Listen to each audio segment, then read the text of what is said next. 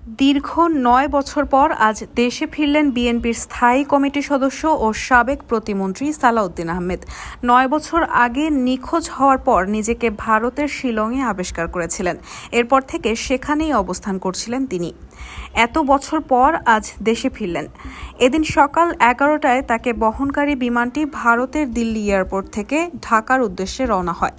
তাকে অভ্যর্থনা জানাতে শাহজালাল বিমানবন্দরে ছিলেন দলের vice chairman Barkatullah Bulu, senior যুগ্ম মহাসচিব রুহুল কবির রিজভী, যুগ্ম মহাসচিব খায়রুল কবির খোকন ও মিসেস সালাউদ্দিন আহমেদ। এর আগে 2015 সালের মার্চে ঢাকা থেকে উধাও হন বিএনপি নেতা সালাউদ্দিন আহমেদ। 2 মাস পর 2015 সালের 11 মে ভারতের মেঘালয়ের রাজ্যের রাজধানী শিলংয়ে সালাউদ্দিনের খোঁজ পাওয়া যায়। সে সময় বিএনপির পক্ষ থেকে দাবি করা হয় তাকে বাংলাদেশ থেকে অপহরণ করা হয়েছিল এবং কোন পথে কিভাবে তিনি শিলংয়ে পৌঁছেছেন তা কারও জানা নেই। সালাউদ্দিন আহমেদকে যখন মেঘালয়ে পাওয়া যায় তখন তিনি বিএনপির যুগ্ম মহাসচিব ছিলেন।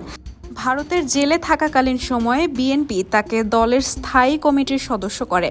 2001 সালে কক্সবাজার থেকে সংসদ সদস্য নির্বাচিত হন সালাউদ্দিন। তিনি বিএনপি জামাত জোট সরকারের যোগাযোগ প্রতিমন্ত্রী ছিলেন। রায়হানা মুন, সবার কথা।